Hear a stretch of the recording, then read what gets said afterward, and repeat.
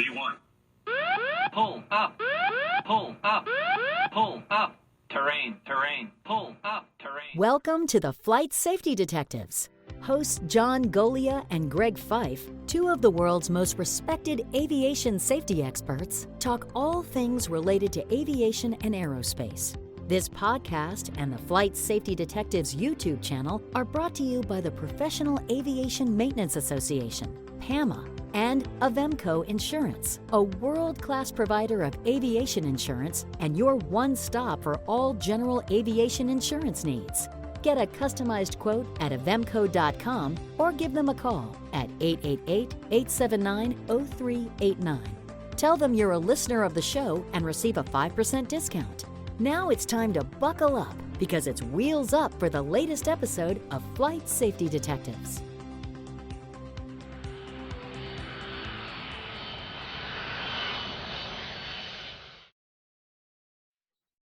Well, hello, Todd. And it looks like today it's going to be you and I to talk about a airplane crash that is not really an accident. And So unfortunately, that's true for so many of the ones we talk about, and this is no exception. So how are you doing today? I haven't seen you in 10 days, I think.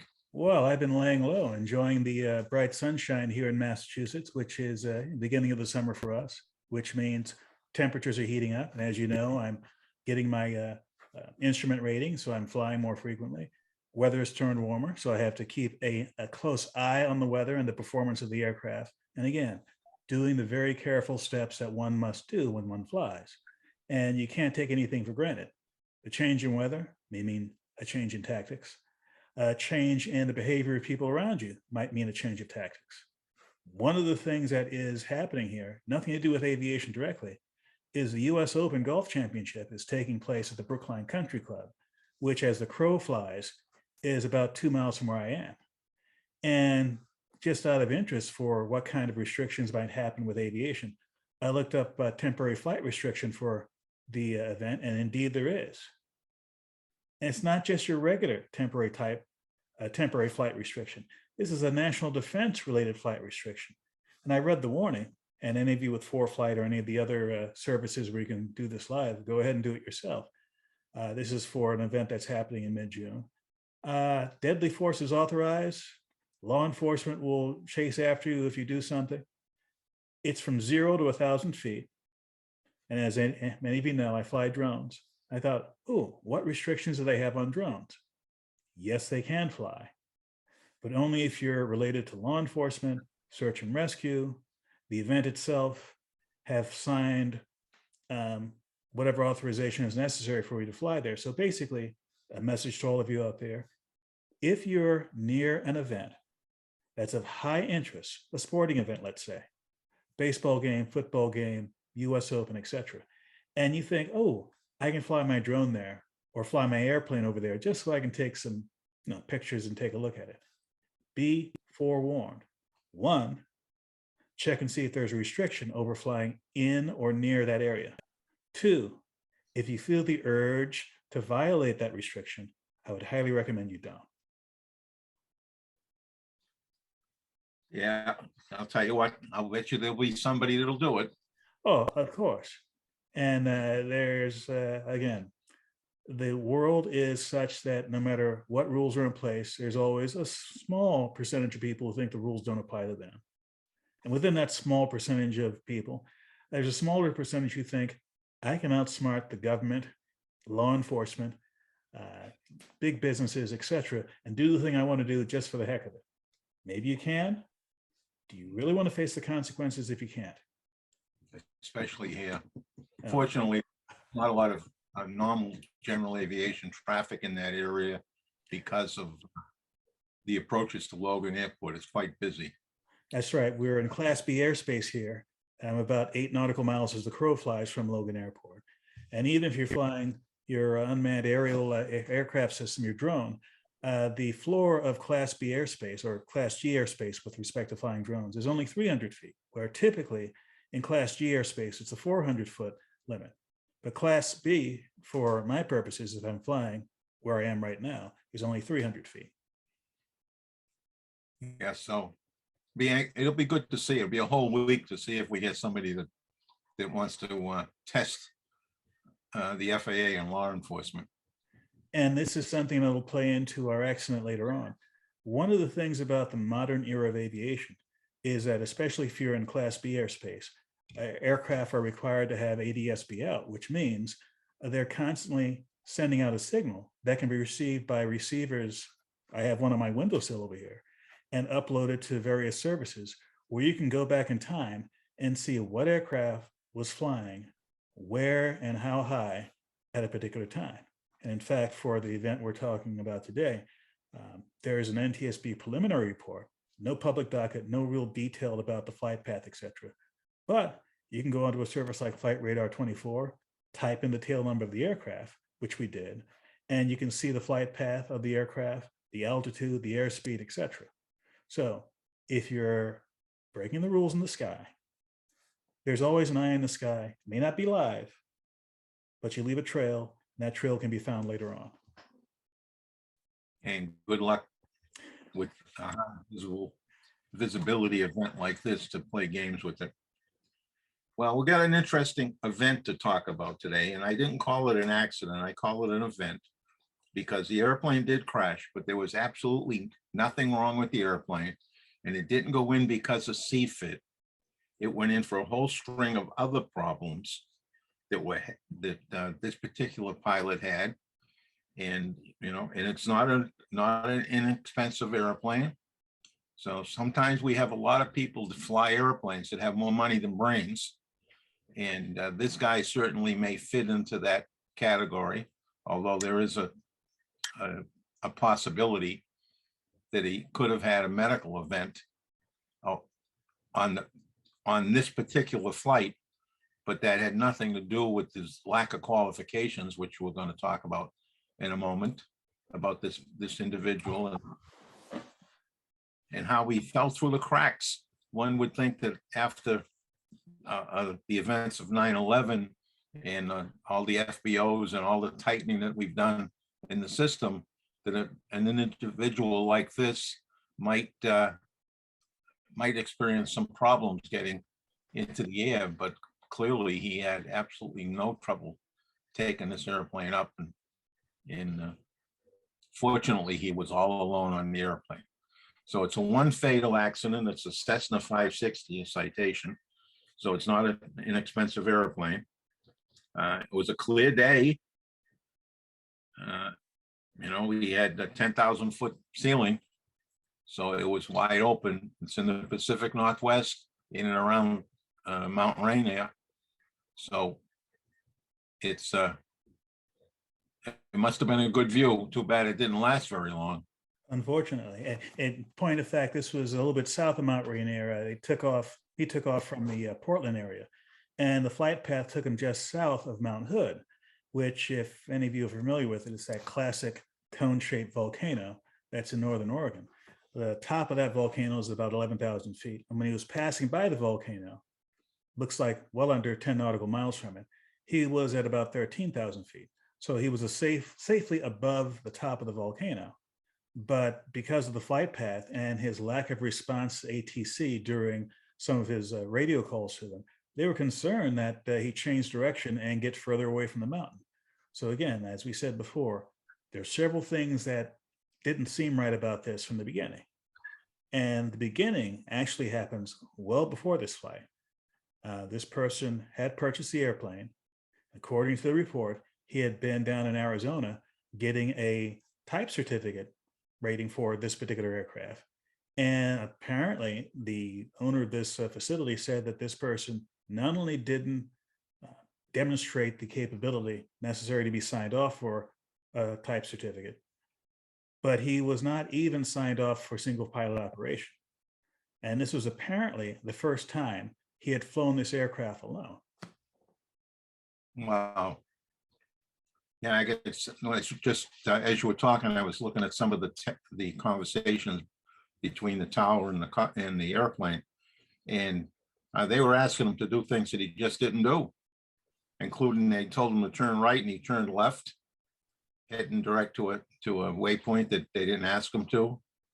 They asked him to climb to 15,000 feet, which he didn't. He descended to 10. I mean, it's just, I mean, this guy might have had some, he wasn't young. He was 72 years old, I think it was. Go back and look. He was 72, that's correct. And looking at some other non-NTSB information, it would appear that this person had quite a long career in and around aviation and as a pilot. So he wasn't new to this game. And he was doing things that even for a junior pilot, you would think, why would he do that? For example, he's asking for an IFR clearance. Air traffic control gives them the clearance with the details of it. And standard practice is you read back the clearance to acknowledge that you understood it. And he either didn't read back the clearances or just read back a part of the clearance. Not enough to make it clear to anyone listening to the conversation, this person understood what was asked of him. And clearly from his activities he did in the air, he didn't follow up on some of the things that were requested of him.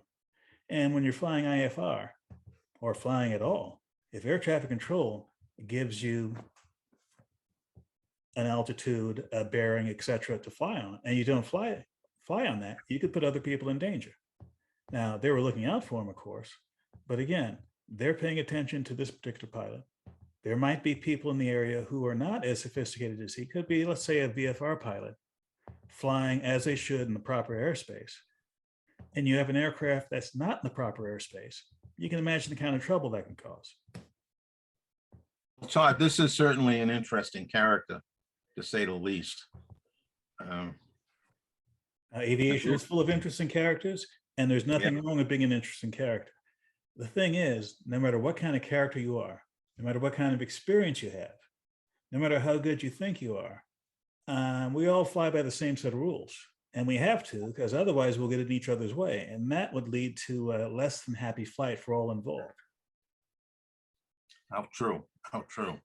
You know, part of what I say at the end of every show is put that head on a swivel, because you got to look out for people. I mean, every year we have a number of mid-airs because people are not having their head on the swivel. And, you know, that's really a waste of life usually. Once in a while, somebody might be able to get their airplane on the ground, but usually it's not, the outcome is not good. So let's go back and talk to some of this guy's background. You were pulling some of that up.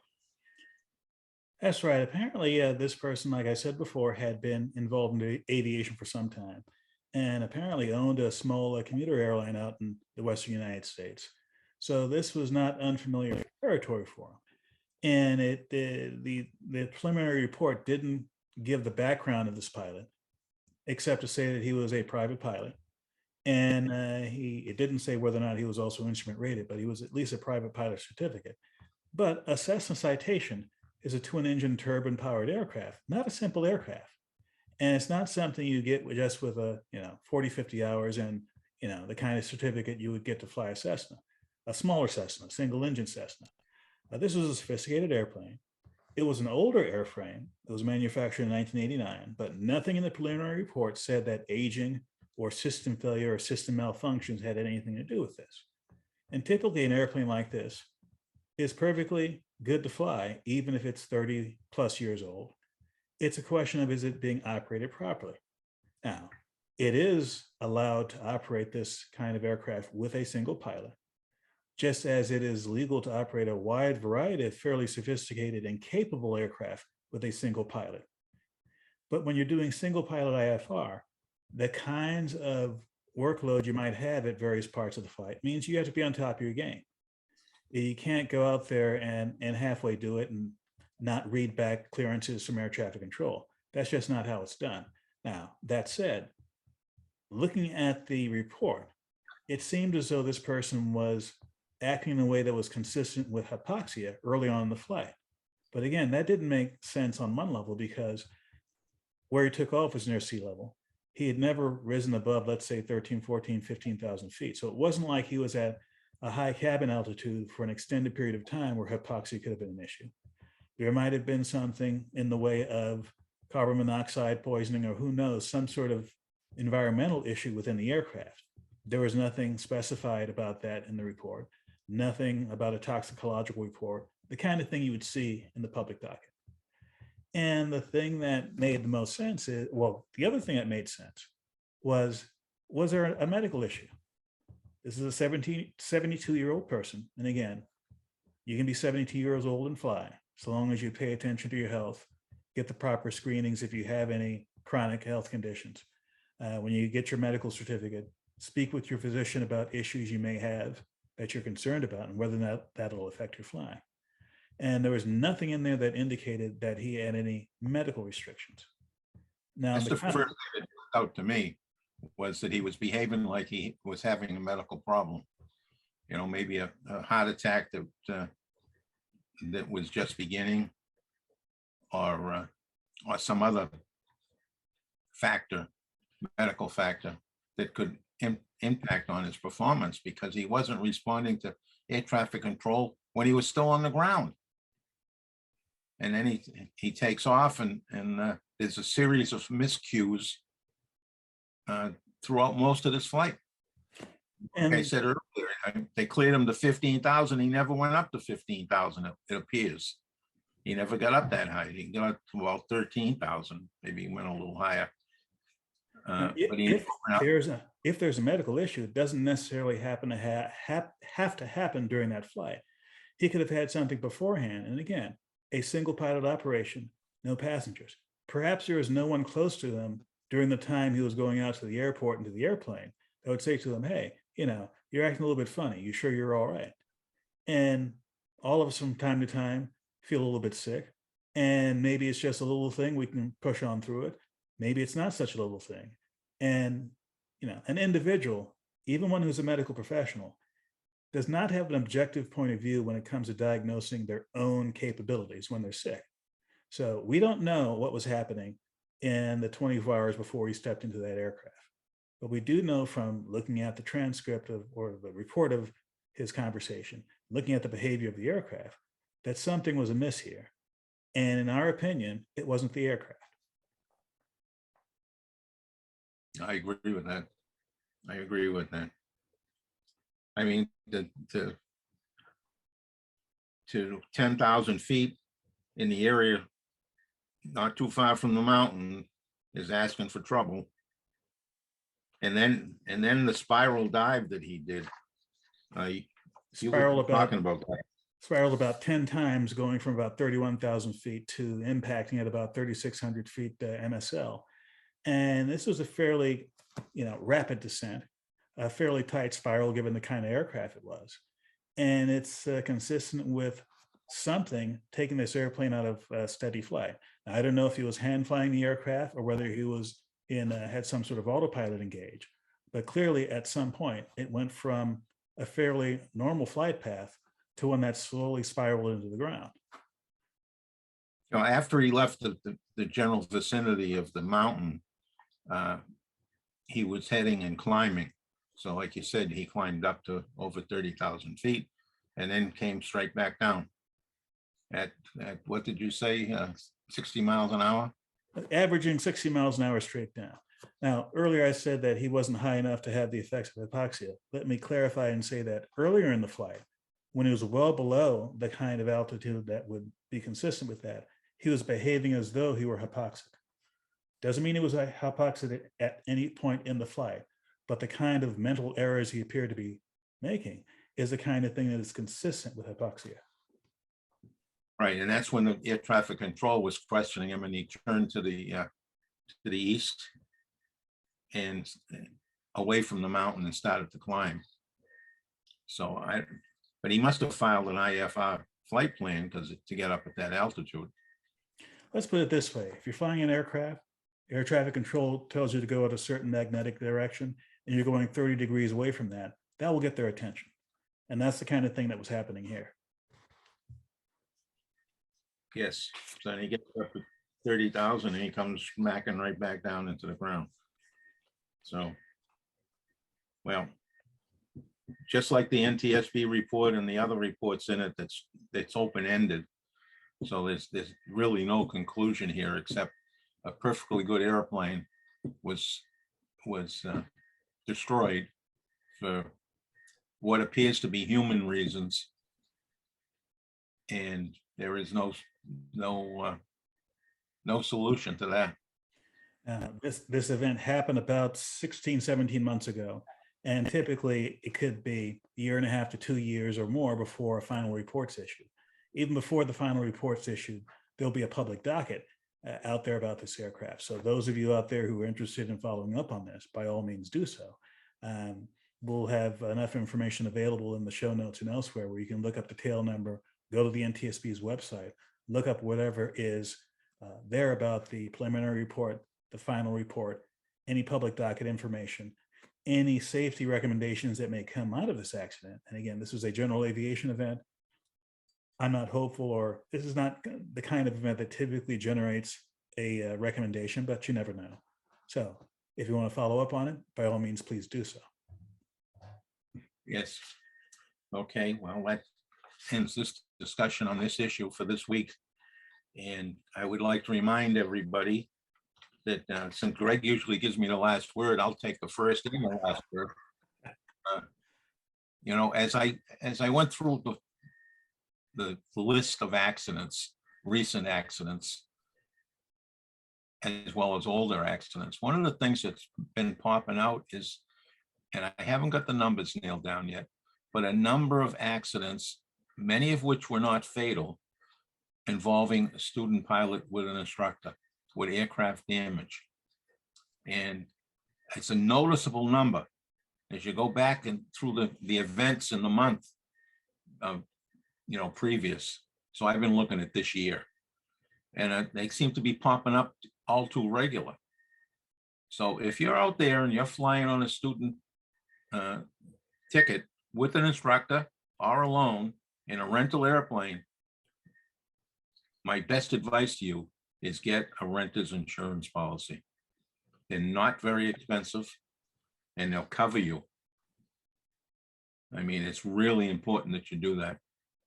So please, if you're flying as a student in a rental airplane, or even as a pilot in a rental airplane, make sure you have your own rental operator's insurance, because the company's insurance is going to be for them, not for you. And if there's any gaps, it's on you too. So you make sure you have a good policy. And Todd, I'll leave you the second last word. Well, I'd like to remind you, following up on what John just said, there are many insurance companies out there. Our favorite, of course, is our sponsor, Avemco Insurance. And you'll be seeing the number for Avemco Insurance at the bottom of the screen toward the end. And again, please check him out if you're at all interested in doing what John suggests. And given that he has been in aviation for a few years, has seen what happens when you don't have insurance, I would highly recommend you follow up on his recommendation. Okay, thank you. And to everybody, if you're going to go flying, please, we're in the nice weather time. There's airplanes all over the place today. All right, so do your pre-planning before you leave the house or the hotel or wherever you are. Make sure you check the weather here, there, and in between. Make sure that when you get out there to do a good pre-flight, I'm just been looking over some of the data that I collected. I wrote an article recently on wheel chocks and all problems with guys that do a pre-flight and they don't even notice that the wheel chocks are there, and then they can't move the airplane, or they go for a bumpy ride going over them. And oftentimes with twins like King Airs with those nice big spinning props, I just cringe when I see that happening, because all we need to have is the prop pick that up, and it turns a sort of a low level event into a big one real quick. And so do a good pre-flight, and don't forget your tire pressure. I've been watching pilots go out there, and I have possibility of 2 that check tires out of about 60 or 70. The air pressure in the tires. Airplanes that have been sitting out in the field for a week, and they come out and nobody checks the tires. They walk around and light the fire, and away they go. So please do a very thorough pre-flight. And then after you get in the air, as I just said a minute ago, put that head on a swivel and look around because the skies are getting busy and there's a lot of people, a lot of new pilots out there and new helicopter pilots out there. So please pay attention for them and for yourself.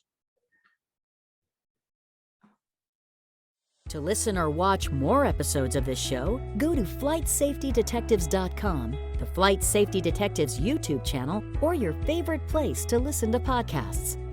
To contact John and Greg about the show, send them an email at flightsafetydetectives@gmail.com. And remember, for aviation insurance needs, contact Avemco Insurance at avemco.com or give them a call at 888-879-0389. Mention Flight Safety Detectives and receive a 5% discount. Thanks for listening to the Flight Safety Detectives, and remember to always fly safe.